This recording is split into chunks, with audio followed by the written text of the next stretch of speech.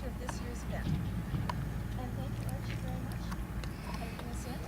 And I've asked Michelle Cole to recognize the traditional territories.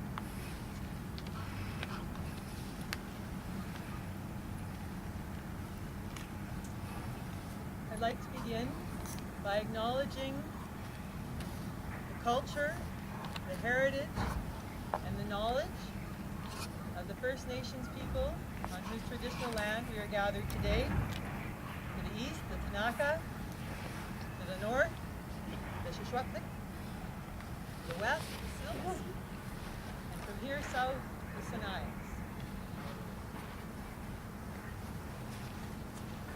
Those who have gone before us, who stood on this land, by this mighty river, under this gray sky, they know.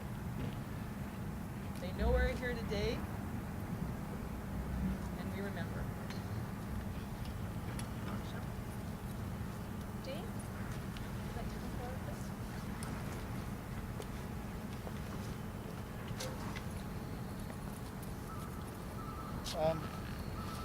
Thank you all for coming today. It's probably one of the better turnouts we've had for memorial services in some time, probably due largely to the weather. This is one of the few, there's many of them, but one of the ones that really means a lot to me because of my background and my experience with the workforce over the years. And when I was a child, I remembered a number of my colleagues in school coming back to school after their parents or their fathers had passed away in the forest industry. My grandfathers were both killed in the mining industry. It's a different world that we have today. It's a very different world that we have in Revelstoke than it was 30 years ago. And I think we have to be very appreciative of the efforts and the work of all of us collectively to produce, to maintain, to be able to go to work and support our families in a healthy and safe environment. That change is not something that's come lightly. It comes at a cost, but it's a very definite benefit that we all must enjoy and appreciate. And it separates us from many other parts of the world. It's one that we have to cherish. For that, I think that we all have to take the time to remember those workers and colleagues that have perished in the past in the workplace, and appreciate all of our employers and our levels of government who work to ensure that we do have safe workplaces so that we may maintain and support our families and our communities. Thank you all again for coming today. It truly is a big part of who we are in our community. Thank you. Very much. And Les?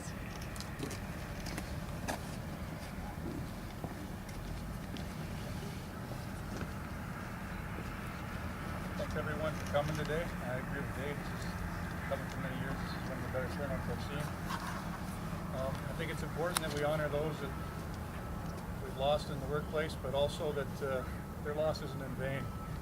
So when Jennifer asked me to speak today, I tried to think about a particular subject that I could talk about, and I was actually struck by the title of a movie I watched. The movie had nothing to do with why we're here today, but the title was End of Watch, and it got me thinking a little bit about how we treat the end of our own watch when we're at work. And we're always warned about, don't get lax, don't get careless, don't make a mistake, don't take a shortcut just because the shift's almost over. But it's not something you can just pay lip service to. It's something you have to practice, and in practicing, teach others. Those of us with a lot of experiences in our various industries, you can't use that experience as a crutch, an excuse to take a shortcut. I've done this 100 times, or I've got so much experience, I know what I'm doing. It just doesn't cut it. And whether it's a school bus driver driving kids home at the end of a track meet who's really tired, but it's only a couple more miles home, or someone in my industry packing up his bag and pretty excited for the trip to be over, and maybe not paying attention to the last few signals of communications. Could be someone like a fireman perhaps, crawling under a piece of big equipment. It's only going to be a second, so he doesn't really secure it properly. We have to remember that other people are watching us, and you know, the adage, practice what you preach, is important. You know, the bus driver that, you know, stops to splash water on his face or brings someone up to talk to him. You know, the engineer that tells his conductor, you know, get your head out of your grip and let's watch the last few signals to get in safe. The fireman, it takes, you know, what's going to take some extra time to secure the equipment, even though he's going to be a few seconds. By these actions, they're being absorbed by the people around us, and I think that you'll never know it, but in the end, you're preventing the people that we're here to mourn today. You're preventing the accidents, because people see you as an experienced person, and they're going to absorb that, and they're going to follow that example. And you may not know it, but you may be preventing loss of life, injury, or things in the workplace. In the end, if you're anything like me, you want your last day on the job to be way after, or your last day on Earth to be way after your last day on the job. Thank you very much. Thanks, Les. So I mentioned earlier, I'm Jennifer Walney, president of the Revelstoke Teachers Association. I took a look at the statistics from the Workers' Compensation Board. There were 181 workplace fatalities that occurred in BC in 2012. And I thought, 181 people, what would my neighborhood look like if I was missing 181? These deaths occurred for a number of reasons: occupational disease, motor vehicle incidents, traumatic events, and other.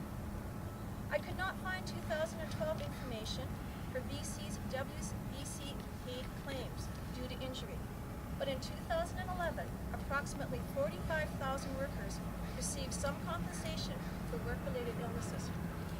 Think about that number, 45,000 people. I could not really comprehend that number, and rather than discuss faceless statistics, I have chosen to speak about one man who from time to time had been part of BC's injury reports in the 1950s and 60s, and that fellow was my dad. My dad was an intelligent and hardworking man who had a formal education that ended when he was about 12 years old. From that time forward, he worked at numerous jobs: farmer, camp cook, soldier, faller, miner, motel operator, general construction worker, powderman, a lock attendant at one of the dams on the Columbia River. My father and many others had some significant work-related injuries, which I believe were a result of many factors, such as lack of training, unsafe working environments, and being employed in jobs that carried a high likelihood of workplace illnesses. My dad's most severe injury occurred at age 53 when he broke his leg while setting up explosives at the Hugh Keeley-side Dam. His career was stopped not by the impact from a blast, but rather by the terrain he was working with while setting the charges. The end result was that he was unable to work for 2.5 years.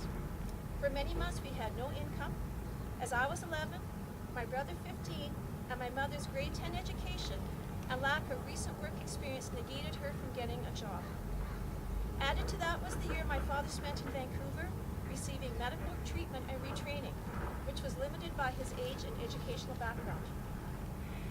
We lived in a rural setting, and when at home my father was unable to drive, and my mother did not have a license. My family is just one example of thousands who dealt with this type of situation, and many people were much worse off than we were. Perhaps you, parents, grandparents, aunts, or uncle were among that group. However, we made it. My brother got his license and took a part-time job. My parents made difficult but necessary financial decisions. And my father's adaptability to new situations, combined with my mother's tenacious approach of gathering information from various agencies and advocating our rights to programs, were all keys to success. But I have often wondered how many families did not survive, and how many individuals did not make it. Our experience occurred in BC when jobs were plentiful and there was less of a gap between wages and the cost of living. Against the current background of globalization, what about individuals who are dealing with work-related injury or death right now in Bangladesh, in West Texas, and in Revelstoke? We cannot let the phrase fiscal restraint be the dominant deciding factor when dealing with the health and safety of all workers. We must continue to lobby for meaningful, accessible, and safety for all workers. We must continue to lobby for environments that are safe, productive, and barrier-free.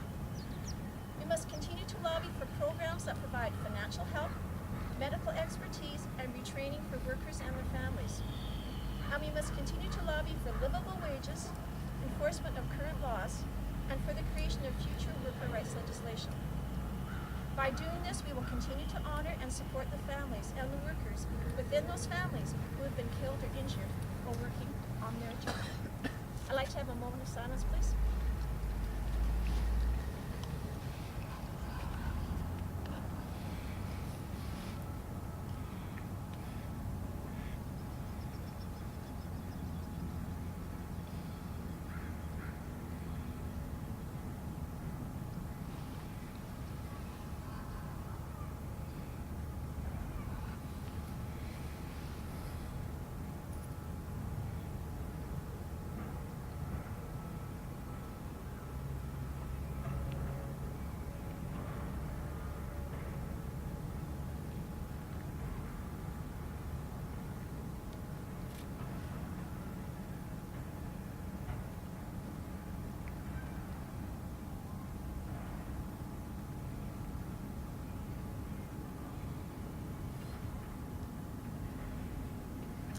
Thank you to everyone. I appreciate you gathering here today.